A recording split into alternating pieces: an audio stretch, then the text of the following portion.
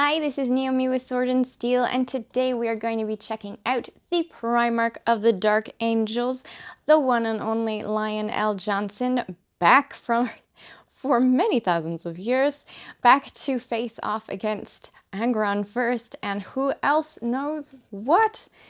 I am very excited to show him off. First, I'm going to show you how one might sub-assemble him so that you can get all of his different painting parts done and then assemble him fully. And then I'm just going to show you from his whole assembly as I'm chatting about the data sheet for 10th edition that he has, as well as what units I'm thinking of running along with him on the battlefield. I hope you enjoy!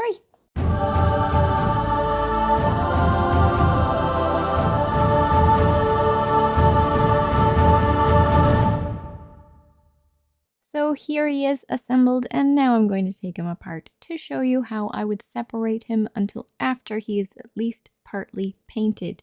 First of all, we wouldn't attach his head. We also wouldn't attach either of these Watchers in the Dark. By the way, they remind me of Jawas from Star Wars, and I always feel like the lion could turn around at any time and find that they and his stuff are gone whenever I look at Azrael too. Still, they are cute.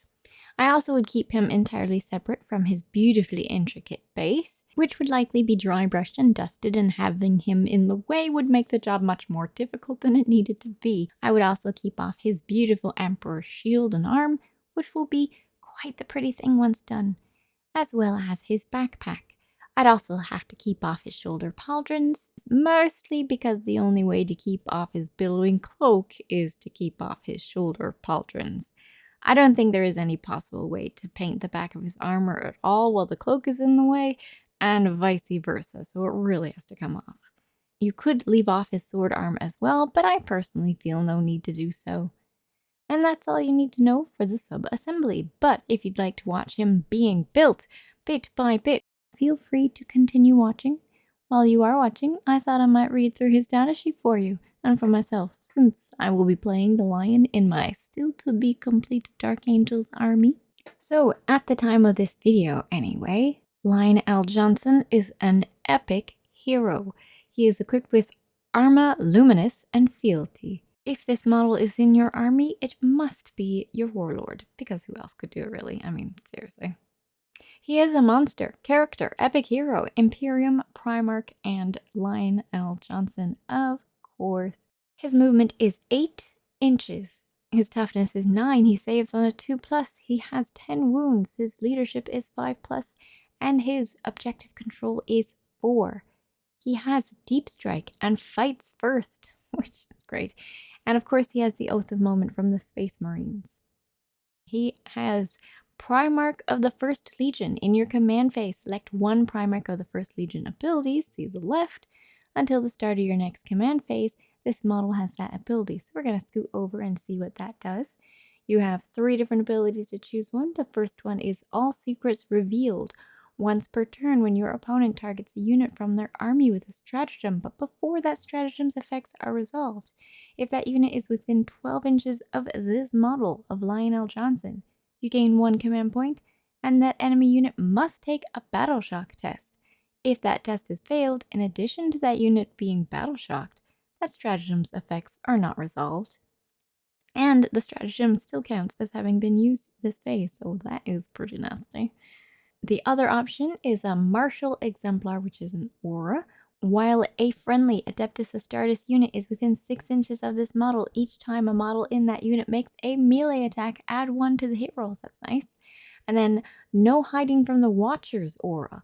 While a friendly Adeptus Astartes unit is within 6 inches of this model, models in that unit have a Feel No Pain 4+ ability against mortal wounds. So again, Primarch of the First Legion means that in your command phase, you choose one of those things, and that'll happen until your next command phase, so the entire battle round. I'm not certain which one I would choose more often. I guess it depends on how close everything is to. I like the fact that you have all sorts of choices to make.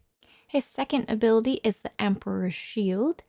Each time an attack targets this model, subtract 1 from the wound roll. In addition, each time a melee attack is allocated to this model on an unmodified saving throw of 6, the attacking unit suffers 1 mortal wound after it has finished making its attacks.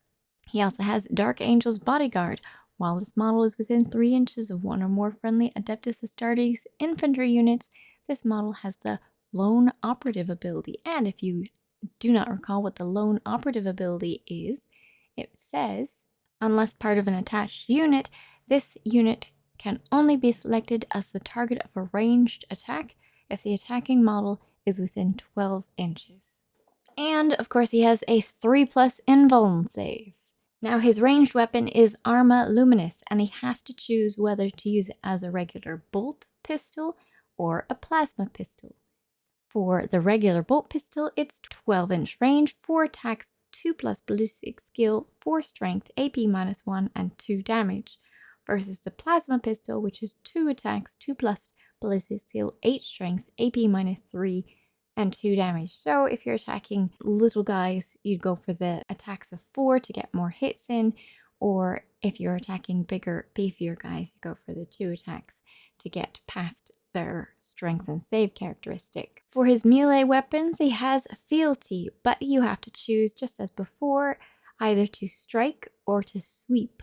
The strike has lethal hits. If you've forgotten what that means, lethal hits says each time an attack is made with such a weapon, a critical hit automatically wounds the target, so you don't have to roll your wound roll.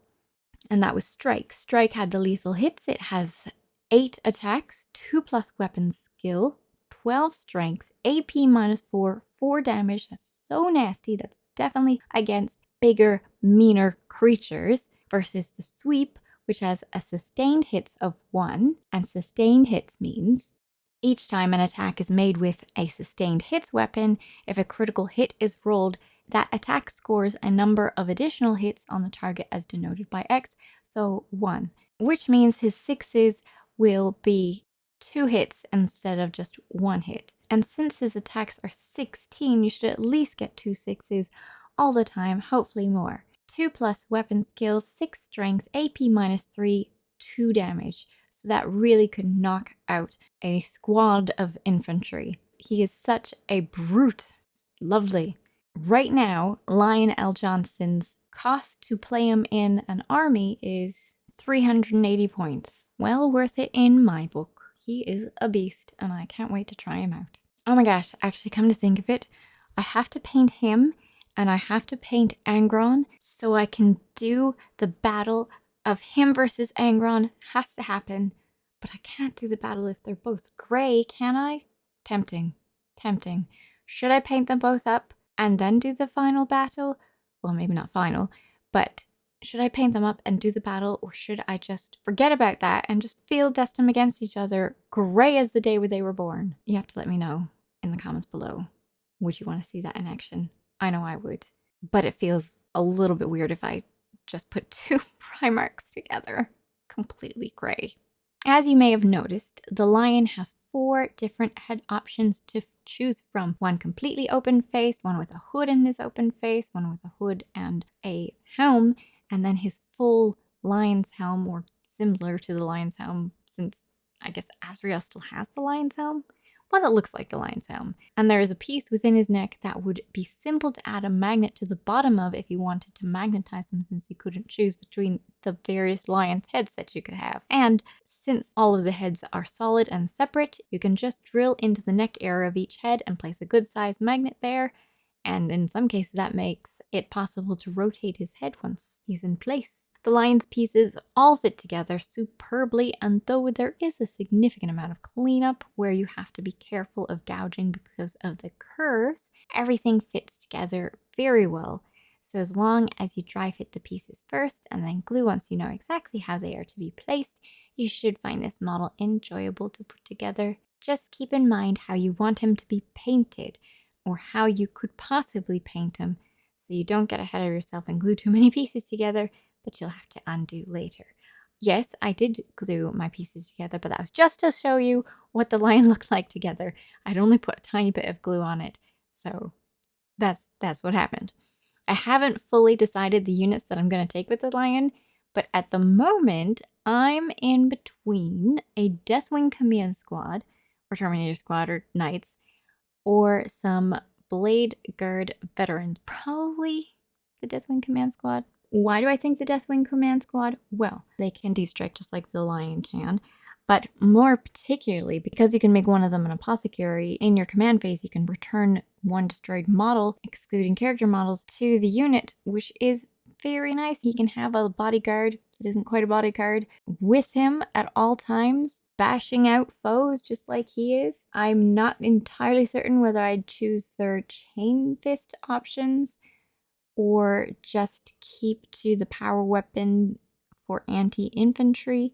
Not quite sure who I would be sending the Lion after. I mean, that would be scary for anyone who's going. I mean, just think about it lore-wise for a moment. The Lion with some Deathwing Terminators going along with him, that's intimidation right there. And then I would also have the Ancient to add one to the objective control. I mean, it feels like I would possibly send the Lion after a big nasty thing. If there happened to be an objective around at the same time, all the better. I still have something to do, but I'm leaning towards this Deathwing Command Squad. I'm assuming if you're watching this, you're probably contemplating getting a Lion yourself. What would you contemplate sending off with him as well? I'm thinking Deathwing Command Squad. Or if you're thinking of someone else, let me know in the comments below and tell me why. Since I have both units and I'll be painting them all in the Dark Angels theme, I'm very curious actually if they're going to make new models for the Deathwing Command Squad, since the unit is getting kind of aged with the sprues being from 2012. But if they are going to make new ones, you know, without a doubt, it will be announced like 2 days after I finish painting the ones I have. And there he is, again, fully assembled with his helm on at this stage, right before I tear him apart so that you can see what he looks like. And let's just have a quick look at each of his head types so you can see what they look like before there's any paint involved. Either way though, is he or is he not one of the most regal characters? Oh my gosh, looking great, sir, looking great. Thanks for watching. I hope you enjoyed the video. Make certain to like and subscribe to the channel if you haven't already. I am going to be painting more things, I swear it. I have so much more to show you, and I am getting those videos out faster. I've gotten my little summer break and I'm going to be full on it, so I hope you enjoy and I hope you subscribe. And if you want to help the channel further, well then make certain to join our Patreon, and there's a patron-only Discord that you can join in on too. Okay. Oh, or you could be a YouTube member, of course. Thanks. Bye. Thank you to the best patrons and YouTube members there could be. I really appreciate your support, and I hope you're having a fantastic day today. Oh my gosh, I didn't realize it was going to be so warm in this. Oh, so warm.